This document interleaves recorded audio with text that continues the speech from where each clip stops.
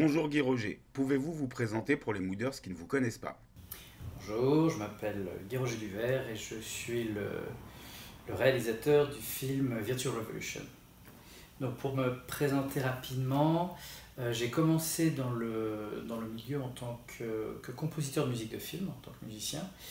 Et pour ça, ce que je continue à faire d'ailleurs maintenant, j'ai composé la BO d'une demi-douzaine de longs métrages, dont un qui était sélectionné à Cannes, à la quinzaine des réalisateurs. J'ai fait des jeux vidéo, des pièces de théâtre. Ce que je fais assez régulièrement, c'est que je fais des musiques de bandes-annonces de films pour des blockbusters hollywoodiens. Donc j'ai fourni des musiques pour des films comme Transformers 3, Green Lantern, Prometheus, Lone Survivor, des choses comme ça. Voilà, ce qui est très très très amusant à faire. Et voilà, je suis passé aussi à la réalisation et j'ai fait deux courts-métrages pour ensuite passer à mon premier long-métrage qui est donc Virtual Revolution. Pourriez-vous présenter Virtual Revolution? Virtual Revolution est un film de science-fiction dans un style cyberpunk tech-noir. Donc tech-noir c'est quoi? C'est le fait de mélanger deux genres différents qui sont d'un côté le film noir et de l'autre côté film de science-fiction.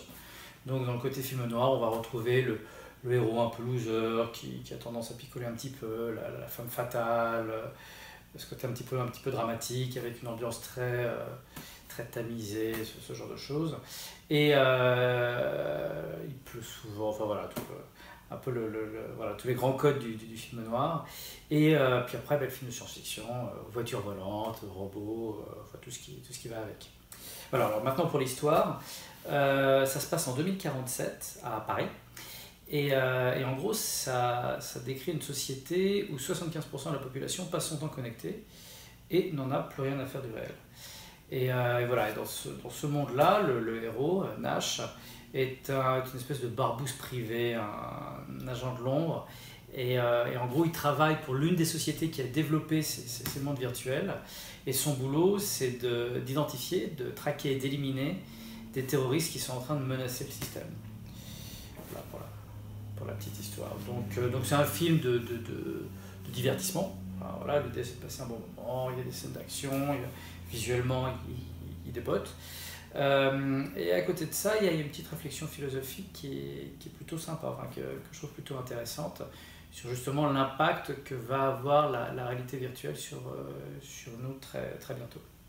Comment ce scénario a-t-il germé dans votre tête? Alors en fait, ça vient d'un article que j'ai lu en 2005, donc ça date pas mal.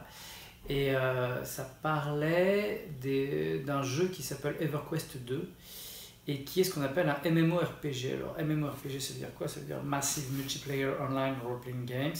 Et en fait, c'est tous ces jeux où on doit se créer un avatar et à travers cet avatar, auquel on donne les attributs physiques qu'on veut, on va vivre tout un ensemble d'aventures dans un monde qu'on appelle persistant. Pourquoi persistant? Parce qu'un jeu normal, quand vous éteignez la console, vous arrêtez de jouer, vous éteignez la console, le jeu il s'arrête. Un MMO, un monde persistant, et quand vous arrêtez de jouer, le jeu continue de se dérouler et il y a encore des milliers de joueurs qui continuent de vivre des aventures dedans et qui continuent de façonner le monde. Donc le jeu ne s'arrête pas. Voilà, et quand je décrivais les mondes virtuels à mes acteurs, en gros je leur disais, c'est la 7e génération de ce qui est aujourd'hui un World of Warcraft, qui est le MMO le plus connu aujourd'hui. Donc pour en revenir à l'article, ça disait que 25% des joueurs d'EverQuest 2 avouaient accorder plus d'importance à leur vie virtuelle dans le jeu qu'à leur vie réelle. Et à l'époque, ça m'a frappé, parce que 25% c'est déjà un chiffre qui est énorme. Et je me suis fait la réflexion, c'est que technologiquement, on était encore très limité. Enfin, c'est un beau jeu, hein, mais c'est pixelisé, c'est sur un écran 2D, c'est une interface qui est archaïque, c'est une souris, c'est un clavier. Et on sait très bien vers quoi on va technologiquement. C'est-à-dire que technologiquement, il n'y aura plus vraiment de différence de sensation entre le réel et le virtuel, probablement dans les années à peu près 2030. 2030, c'est demain. Et ça peut paraître comme ça... enfin, oser d'affirmer ça, mais enfin, il y a plein de scientifiques qui soutiennent cette hypothèse. Et, parmi eux, par exemple, il y a Kurzweil, qui est un type qui est reconnu mondialement. Selon Bill Gates, c'est la référence en termes d'intelligence artificielle. C'est un type qui a fait plein de prédictions technologiques par le passé, dont beaucoup sont avérées justes. Et voilà, il a refait une batterie de prédictions il n'y a pas très longtemps, et parmi elles, voilà, il y a, dans les années 2030, il n'y aura plus de différence entre la réalité virtuelle. Donc c'est vraiment quelque chose qui va arriver demain. Et donc le jour où ça va arriver, ben, ça sera plus 25%, ça sera beaucoup plus. D'où l'hypothèse du film de montrer une société où 75% de la population passe son temps connecté et se moque du réel. Bien qu'on soit loin des effets hollywoodiens, vous tenez le public en éveil avec une qualité exceptionnelle. Pensiez-vous avoir un tel succès en retour? Alors il y a la réponse politiquement correcte qui dit ah ben non, on s'y attendait pas, ça fait vachement plaisir. Dans la réalité, n'importe quel réalisateur, son film c'est son bébé et il s'attend toujours à ce que tout le monde va l'adorer. Donc dans les faits, on en voudrait toujours plus. Après, voilà, je vais pas me plaindre. Faut pas me reconnaître qu'on a eu un très bon retour. En festival, ça a cartonné, on a eu 51 prix à l'international. Et voilà, on a un retour du public qui est aussi très bon. Enfin, si vous allez sur Allociné, sur la page des films de SF préférés des spectateurs en 2016, on est en 3e position. On est derrière Star Wars et Arrival, mais on est devant tous les DC Comics et les Marvel. Donc, et ça fait un peu... ça surprend, mais c'est une bonne surprise, je ne vais pas me plaindre. Donc non, ça fait vraiment plaisir de voir que le film a trouvé un public.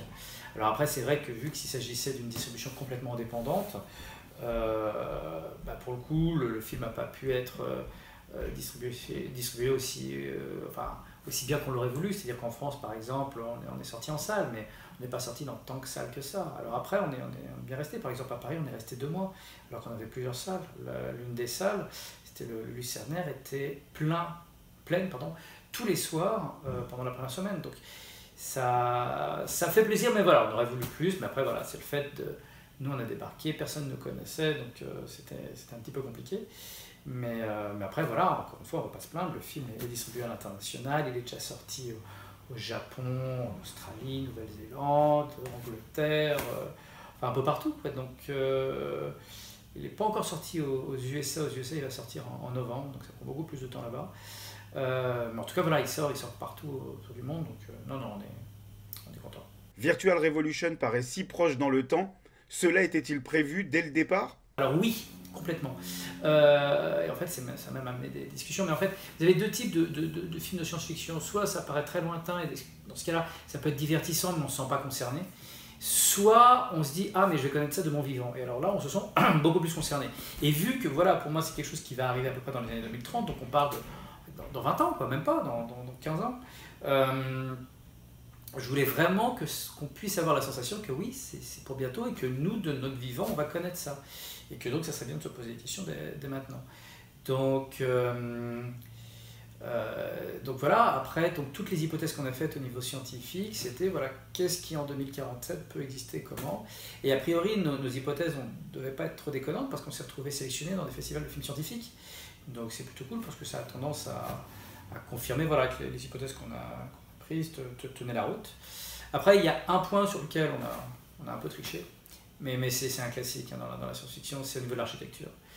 C'est-à-dire que clairement, l'architecture qu'on montre dans certaines des scènes du film, on n'aura pas ça en 2047, je ne sais même pas si on aura ça en 2100.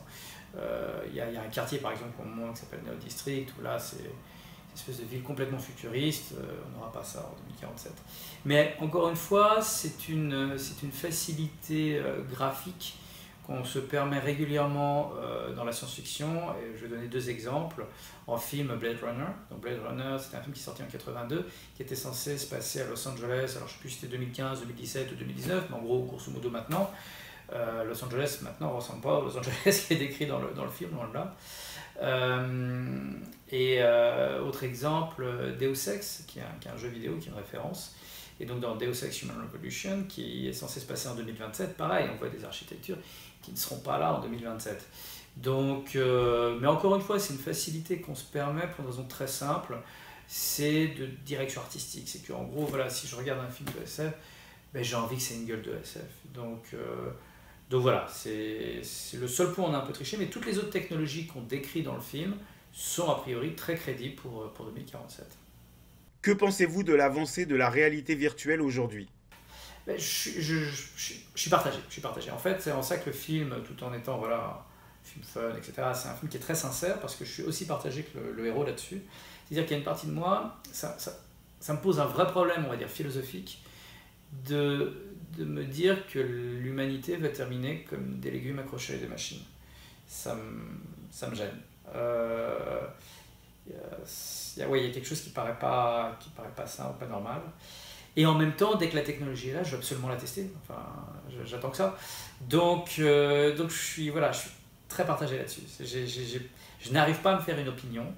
Je pense que ça va se produire, c'est évident. Enfin, plus ou moins comme c'est décrit dans le film, mais on va vraiment avoir un impact qui va être gigantesque. On va vraiment avoir toute une partie de la population qui va fuir le réel.